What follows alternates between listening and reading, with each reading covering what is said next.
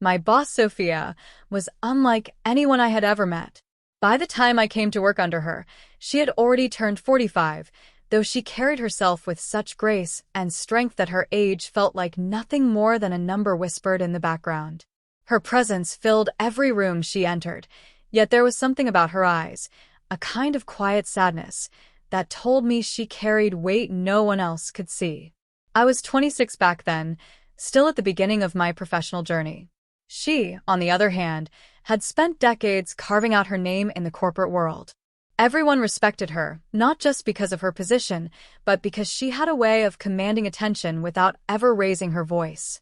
Her words were calm, deliberate, and kind, and somehow they always seemed to cut straight to the heart of things. From the outside, Sophia looked like a woman who had everything: a good career, financial stability, confidence that never wavered in public. But I had been close enough to her to notice the cracks in that polished exterior. She never spoke much about her personal life, and whenever someone hinted at her being unmarried, she would brush it off with a smile that looked rehearsed. It was common knowledge in the office that she had rejected countless marriage proposals. People whispered about it in hushed tones during lunch breaks, as if trying to solve the mystery of her solitude. Her family, too, had placed her under constant pressure. I remember the way she once mentioned it, almost casually, though I could hear the exhaustion beneath her words. Every time a proposal comes, they expect me to agree. But it's easier to let them think I'm stubborn than to explain something they'll never accept. I didn't understand what she meant fully at the time, but I could sense it was something deeper than just not wanting to marry. The disappointment in her family had turned into frustration, then into outright anger. Sophia had become, in their eyes, the rebellious daughter who never fulfilled her duty. Instead of spending evenings at home with them, she would stay late in the office, long after everyone else had left, immersing herself in work as if the silence of empty hallways offered more comfort than her own house. I often stayed back too, either because of deadlines or simply because I enjoyed her company. Those quiet evenings became moments I looked forward to: the hum of the computer screens, the faint clinking of coffee cups, the two of us exchanging stories about life. She never shared much about her heart, but I could feel that she trusted me in ways she didn't trust others. She fascinated me. There was a gentleness in the way she guided me, as if she was protecting me from making the mistakes she had made. She had a habit of looking at me with an intensity that made me feel seen, truly seen, like I was more than just another employee. Sometimes, when our eyes met across the room, I felt a strange pull, though I never allowed myself to name it. I had grown up in a family where the idea of love was straightforward: marriage, children, responsibility. But with Sophia, I saw a different kind of love, one that wasn't spoken, one that lived quietly in glances and small gestures. She would notice when I was tired and insist that I take a break. She would make sure I never skipped lunch, even when work piled high on my desk. Those small acts of care felt deeper than I could admit to myself. Still, her loneliness was something I couldn't ignore. One evening, when the office was almost dark, I asked her why she spent so much time working. She gave me a half smile, then looked away. "Because here, no one asks me questions I can't answer," she said. That answer stayed with me. There was always a sense that Sophia was holding something back, a truth buried so deep that even breathing around it seemed painful for her. Her family's anger, the whispers at work, her endless solitude, it all pointed to something larger than stubbornness or preference. I didn't yet know what it was, but I knew it made her different, and in that difference, I felt drawn closer to her. Looking back, maybe I already understood in my heart what my mind hadn't put into words. Maybe I had seen it in the way she looked at women differently, in the way her rejections of proposals were never just about incompatibility. She longed for something no one around her was willing to give space for, something her family refused to acknowledge. She longed for a love that didn't fit into their definition of acceptable. And so, she kept giving herself to her work, as if each project could shield her from the emptiness waiting for her at home. I didn't realize then that her truth would one day pull me into the most complicated, tender, and heartbreaking chapter of my life. At 26, all I knew was that my boss was a remarkable woman, strong on the outside, yet quietly unraveling within, and for reasons I couldn't yet explain, I wanted to be the one who understood her. Working under Sophia never felt like working under a boss. It felt more like being guided by an older sister, or perhaps a confidant who cared far beyond professional boundaries. Every morning when I walked into the office, I could feel the difference in the air once she arrived. She carried a calmness that made even the most stressful days manageable. She had little habits that grew on me over time, like the way she always checked if I had eaten breakfast. "Did you eat properly?" she would ask in a tone that was gentle but firm, almost like a mother scolding a child. If I said I hadn't, she would slide her own packed food toward me without hesitation. It became our little ritual, her looking after me in small ways that I never asked for, yet always secretly cherished. Our days in the office weren't just about deadlines and meetings. They were filled with laughter too, laughter that sometimes echoed through the empty corridors when everyone else had gone home. I would show her silly memes or tell her about some awkward moment with a client, and she would laugh in that quiet but contagious way of hers. Her laughter always made me feel lighter, as though the weight of life could be softened just by sharing it with her. Sophia rarely left the office before sunset. Most of the time, she stayed long after everyone else had gone. At first, I thought it was pure dedication, but slowly I realized it was avoidance. She didn't want to return to a house where she was constantly questioned, constantly judged. She preferred the stillness of the office to the chaos of her family's disapproval. Often I stayed behind too, sometimes out of necessity, sometimes simply because I didn't want her to be alone. We would sit with files spread across the table, the hum of the air conditioner filling the silence between us, until one of us broke it with a story. That was when I started hearing pieces of her that no one else knew. She once told me about her childhood, how she was always different from the girls around her. When I was younger, I never felt excited about the things my cousins did, waiting for proposals, dreaming of wedding dresses. I thought something was wrong with me. Her voice had been steady, but her eyes told me how much it had hurt to grow up feeling misunderstood. I remember leaning back in my chair, listening carefully. "Maybe you were just waiting for something that felt real," I said.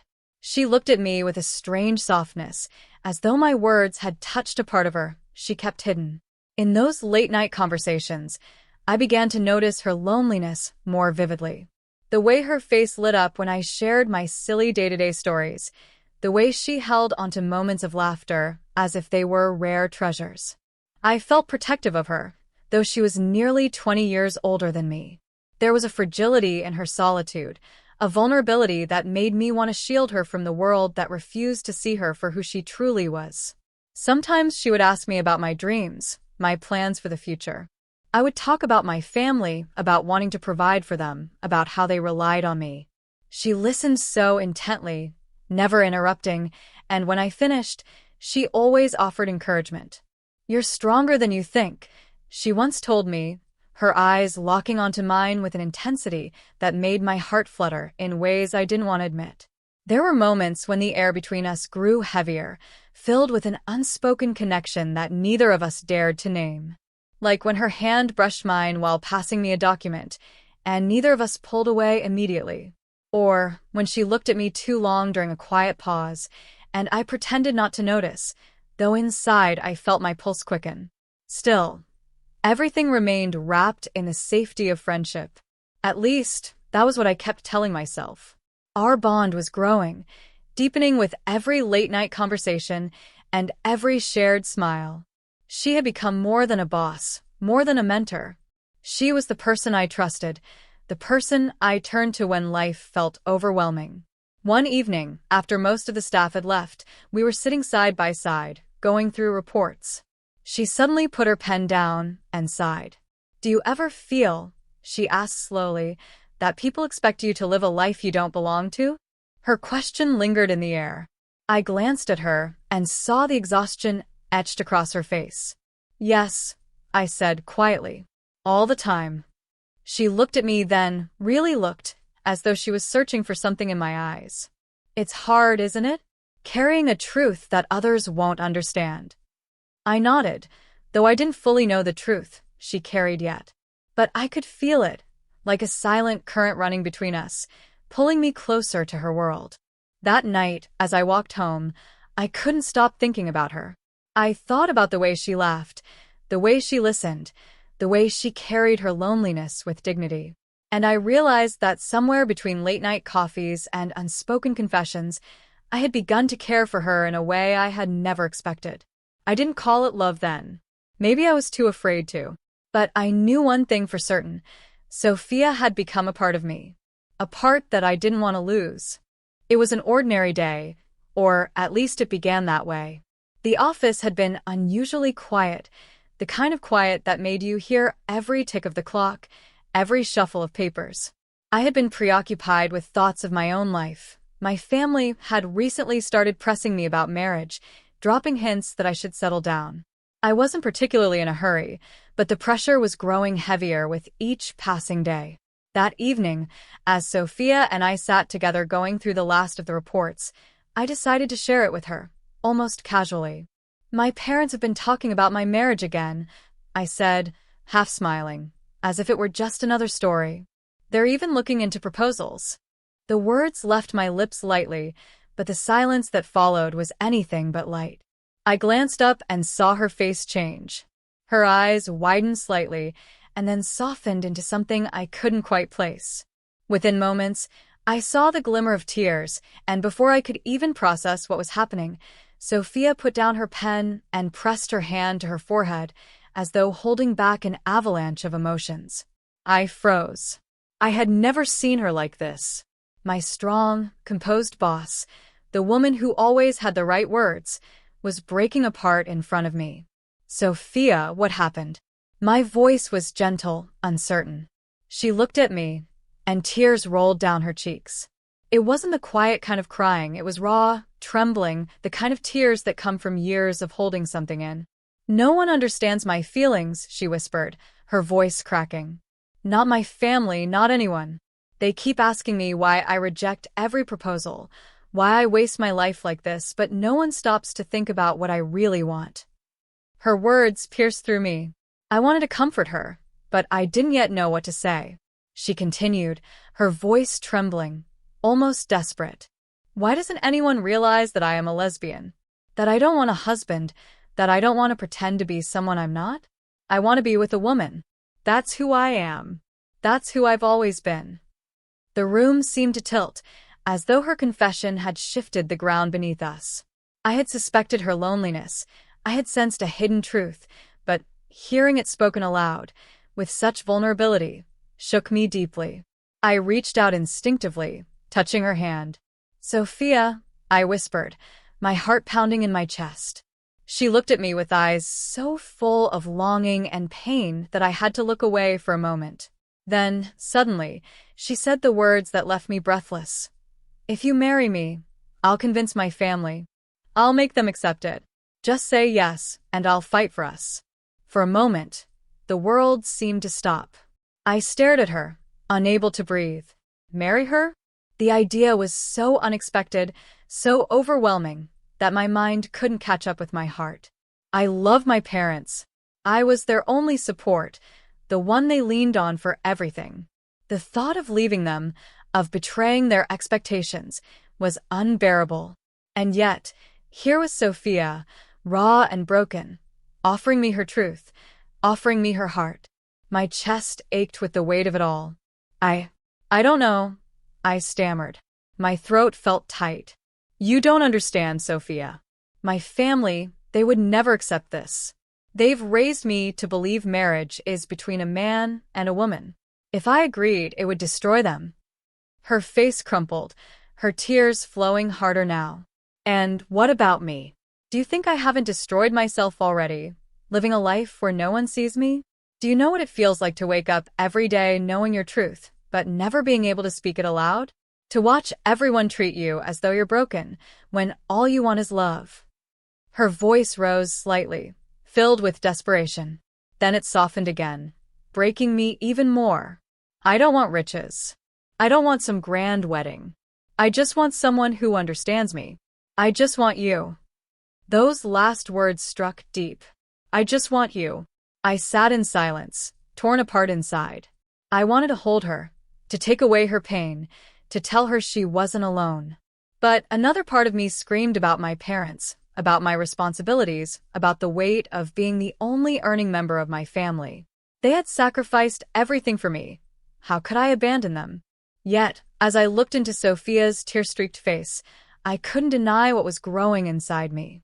Somewhere along the way, I had come to care for her more than I realized. Her laughter, her tenderness, the way she noticed things about me no one else did, it had all woven itself into my heart. The silence stretched, heavy and unbearable. I whispered, "Sophia, I can't give you an answer right now." She looked devastated, but she nodded slowly, wiping her cheeks with the back of her hand. "I understand," she said softly, though her trembling voice betrayed the pain she felt. I shouldn't have asked, but I couldn't keep it inside anymore. I sat there, guilt pressing down on me like a stone. I wanted to say something, to ease her hurt, but words failed me. She turned her face away, staring at the desk, as if ashamed of her vulnerability. I realized then that this was not just a confession. It was years of silence, years of suffocated truth spilling out all at once. She had trusted me enough to show me the side of her no one else had ever seen. That night, after she left, I sat in the empty office long after the lights had gone out, trying to untangle the mess inside me. My heart was caught between two worlds, between duty and desire, between family and the woman who had just bared her soul to me. For the first time, I realized how complicated love could be. And for the first time, I felt the weight of breaking someone's heart before I had even made a choice. The days after Sophia's confession felt like stepping into a different world. Nothing had changed on the surface. We still worked side by side, still shared the same office air, still exchanged the same morning greetings, but underneath, everything felt charged, heavier somehow. Every glance, every pause, every word carried more weight than it had before. I found myself watching her more closely. When she typed at her computer, her fingers moving steadily across the keyboard, I noticed the way her brow furrowed in concentration.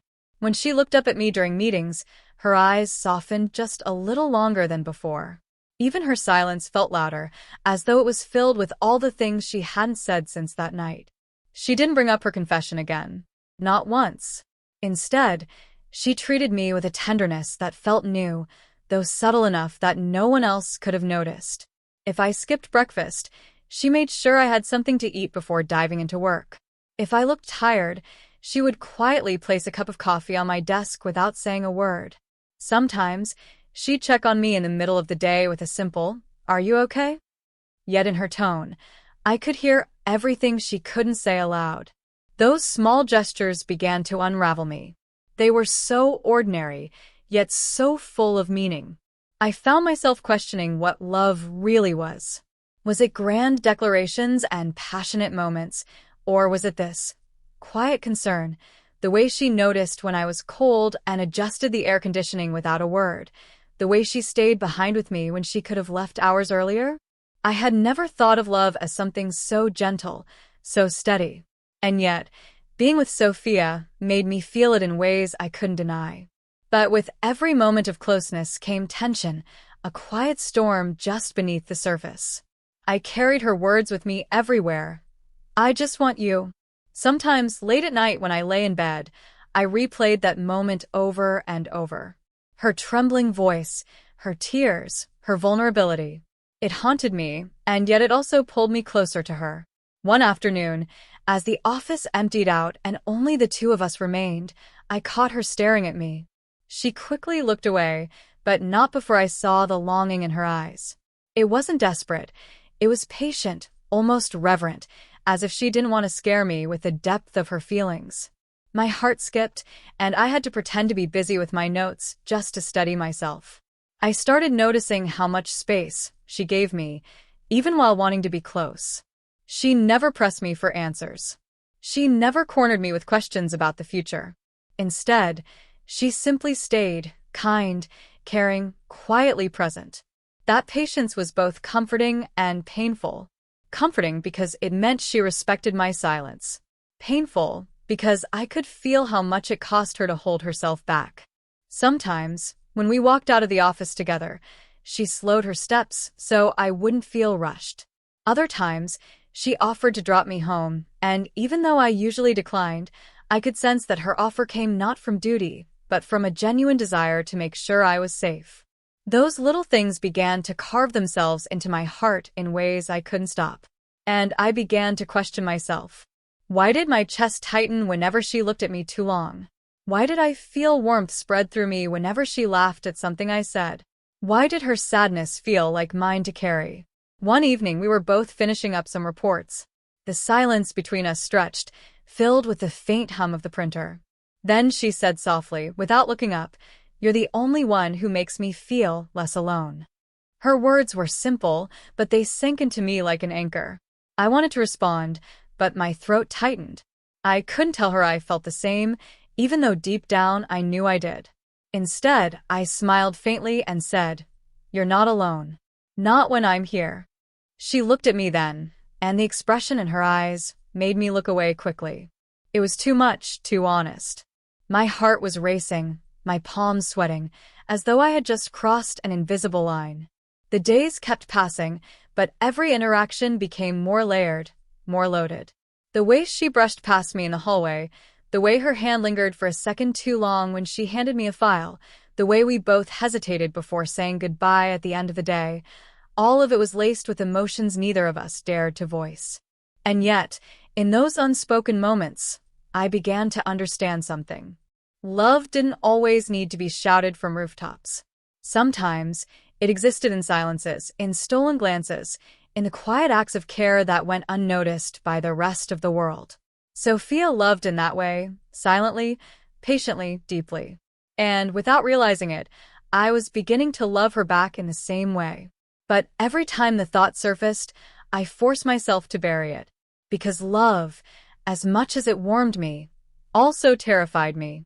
Loving her meant making a choice that would change everything. Loving her meant standing against a world that would never understand. Loving her meant possibly breaking my parents' hearts, something I wasn't sure I could live with. And so I lived in that in-between space, half in her world, half in mine. Half longing, half resisting. Every day I told myself I could keep it under control. Every day I convinced myself that nothing had changed. But in truth, everything had. The night Sophia finally put her thoughts into words still echoes in me. We had stayed late again, the office quiet except for the soft humming of the air conditioner. Papers were scattered across my desk, though neither of us was really working anymore. Sophia sat across from me, her fingers drumming nervously against the edge of the table. Her silence felt heavier than usual, until finally she broke it. "What if," she began, her voice low and uncertain, "we didn't have to hide?" I looked up, startled. "What do you mean?" Her eyes searched mine, fragile but determined. "We could get married. Just a court marriage. No ceremonies, no families to interfere. Just us, making it official." The words hung in the air, sharp and trembling. I stared at her, unable to speak. Marriage?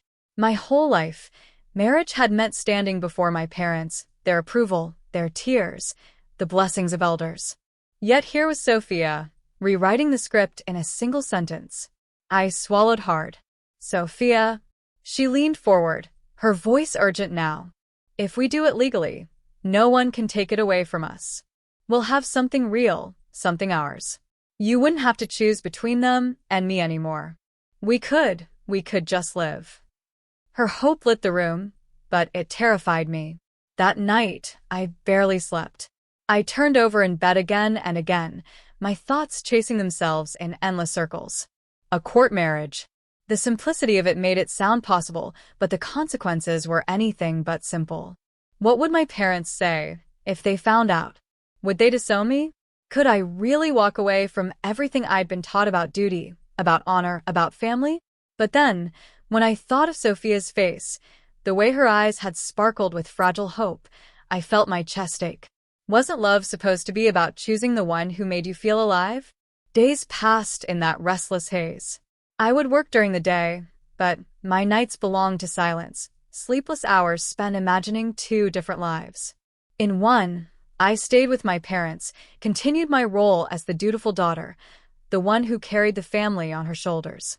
In the other, I chose Sophia, and together we built something of our own. And then, one evening, as though she had been rehearsing the thought for days, Sophia said something even more daring. "If things get too difficult here," she whispered, her hands fidgeting with the pen she held, "we could leave. Go abroad. Start fresh in another country. Somewhere no one knows us. We'd have freedom there. You'd have me, and I'd have you. Isn't that enough?" Her words nearly stopped my heart. Migration. Leaving not just my parents' expectations, but my homeland itself. The thought was both intoxicating and terrifying. I lay awake for hours that night, imagining it. A life in another country, walking through foreign streets hand in hand with her, renting a small apartment with big windows, cooking together in a kitchen that belonged only to us. No judgmental stares, no whispered gossip, no family pressure. Just love, unashamed and free. But then the image would collapse under the weight of reality. My parents depended on me. I was the only steady income, the one paying the bills, the one who quietly kept everything together. If I left, who would stand in my place? The thought of them sitting in a darkened house, bills unpaid, because I had chosen love over duty, it tore at me. The contrast became unbearable. With Sophia, I saw freedom, tenderness, the possibility of happiness I had never dared to imagine. Without her, I saw the familiar life I had always lived, safe in its predictability, heavy in its responsibilities. Could I really trade one for the other? At times, I found myself drifting into daydreams at my desk. I'd glance at Sophia and suddenly imagine her as my wife, her laughter filling the rooms of a home we shared. I'd picture us traveling, moving through airports side by side, her hand tucked into mine as though it had always belonged there. The fantasy was so vivid it hurt to wake from it. But in the same breath, I would imagine the look on my mother's face if she discovered my secret. The shock, the betrayal, the tears. My father's silence, heavy with disappointment. Their voices telling me they had sacrificed everything for me, only for me to throw it all away.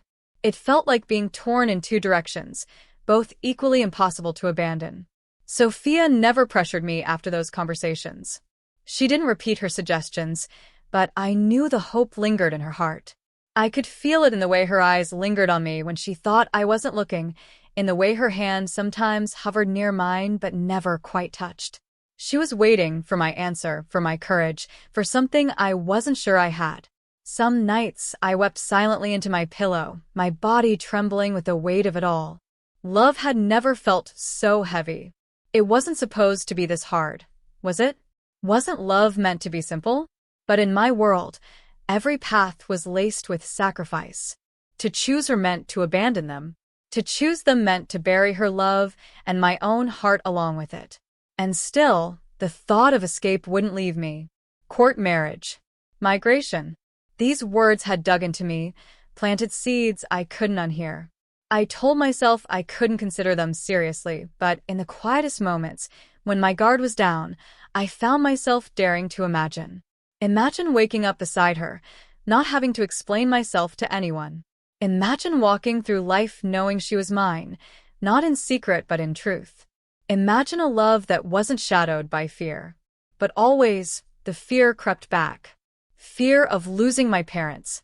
Fear of being branded as ungrateful, selfish, wrong. Fear of stepping into a world so unfamiliar I wouldn't know how to survive. Hope and fear lived side by side in me, pulling me apart. One promised freedom, the other demanded sacrifice. And I, caught in the middle, wondered which would destroy me first, choosing love or denying it. The decision didn't come like lightning.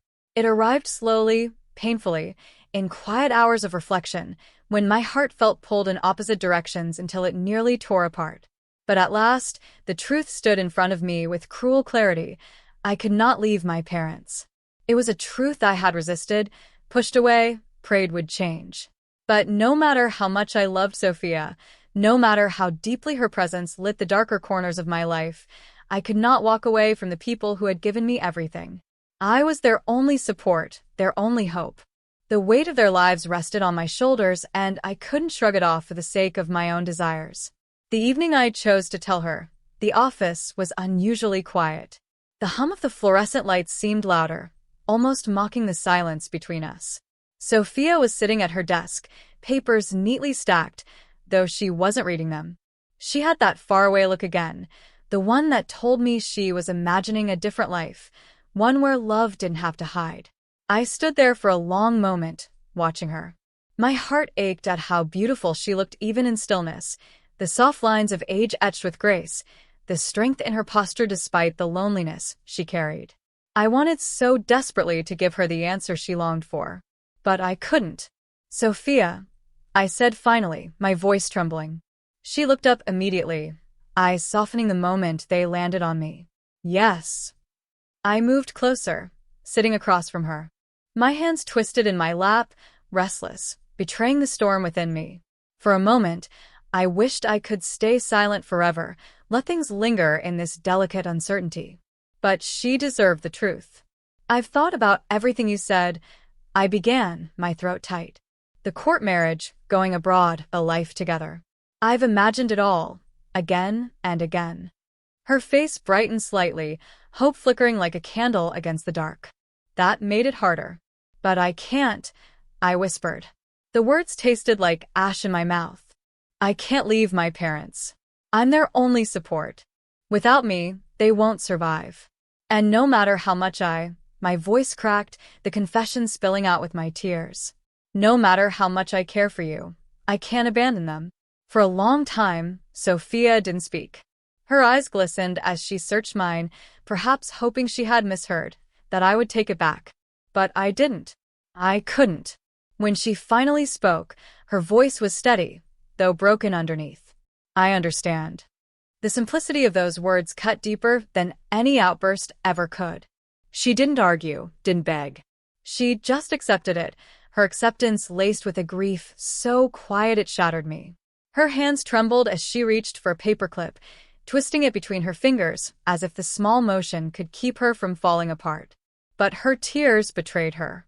They slipped silently down her cheeks, and I sat helpless, watching the woman who had once seemed unbreakable crack before me. "I thought," she said softly, her gaze fixed on the table, "for once, maybe life would give me what I wanted. Maybe I wouldn't have to hide forever." She let out a shaky laugh, bitter and hollow. "But it seems even love isn't meant for me." I reached out, covering her hand with mine. "Don't say that. You are worth so much love. More than I can give. More than anyone has ever given you. You deserve it, Sophia." Her fingers curled around mine weakly, as though even that small connection was both comfort and torment. "But not yours," she whispered. My chest burned with guilt. I wish it could be. I wish things were different. The silence stretched, thick and suffocating. She wiped her tears with the back of her hand, straightened her posture as though trying to pull the pieces of herself back together. But her eyes betrayed her strength. They were hollow, wounded, carrying the weight of another heartbreak she hadn't deserved. I wanted to apologize 1,000 times, to tell her how much she meant to me, how she had changed me, how she would always remain a part of my heart. But no apology could heal what I was breaking. No words could undo the pain of rejection, even when it was carved by love and duty rather than cruelty. When I finally stood to leave, she didn't stop me. She just sat there, staring at the stack of untouched papers, her tears drying on her cheeks. The image burned into me, one I knew I would never forget. That night, I cried until my body ached. The guilt, the sorrow, the helplessness, it consumed me. I had chosen my family, but in doing so, I had lost her. Lost the chance at a love that had been offered so bravely, so tenderly. I knew she would carry that wound silently, the way she had carried so many others. And I knew I would carry mine too, forever. After that night, something between us shifted forever. Sophia never brought the subject up again, but the silence that followed was heavier than any words. She no longer lingered at my desk with light-hearted comments or stayed late to laugh at small jokes. Instead, she buried herself in work, staying long after I left, as if drowning in paperwork could wash away the emptiness I had left behind. I would watch her sometimes, her figure bent over files, her face lit only by the dim glow of her desk lamp. There was a weariness in her that hadn't been there before, a kind of resignation that broke me each time I saw it. She was still graceful, still strong, but her eyes carried the shadow of a wound too deep to name. Our conversations became shorter, practical, stripped of the warmth they once carried. She was never unkind, never distant in a cruel way, just quieter. It was as if she had built a wall around herself, one she wouldn't let me cross anymore. And though I longed to break through, I knew I had no right. I had already chosen my path, and in doing so, I had shut the door to hers. Months passed like this, each day eroding what we had shared, leaving behind only fragments of what could have been. The office, once alive with our laughter and small secrets, became a place of routines and silences. And slowly, I realized I could not stay there forever. When I finally resigned, Sophia didn't try to stop me. She only nodded, her expression unreadable, though her eyes glistened with a pain she didn't voice. Our farewell was polite, professional even, but beneath it lay all the things we could never say. The moment I walked out of that building, it felt as though a chapter of my life had closed with the weight of 1,000 unspoken goodbyes. Even now, I carry her with me. I carry the image of her tears the night she confessed her truth, the tremble in her voice when she dared to dream of a life with me, the silence she held after I chose my family. I carry the knowledge that I was loved, deeply and purely, by a woman who only ever wanted to share her heart. Love, I learned, doesn't always mean possession. Sometimes it means sacrifice, choosing duty over desire, family over self, knowing that in the end, someone will be left broken. But even in sacrifice, love leaves its mark. And Sophia's love, hidden and unfulfilled, will always linger in me. In quiet moments, I still see her face, her eyes shining with unshed tears, and I wonder about the life we never lived. A life that was ours for a fleeting moment before it slipped through our hands like sand. And in that haunting memory, she remains my boss, my friend, my almost love.